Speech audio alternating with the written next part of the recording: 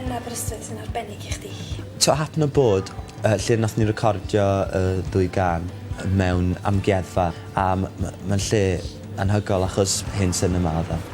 A o'n I arfer mynd mewn y lle yna eitha dipyn.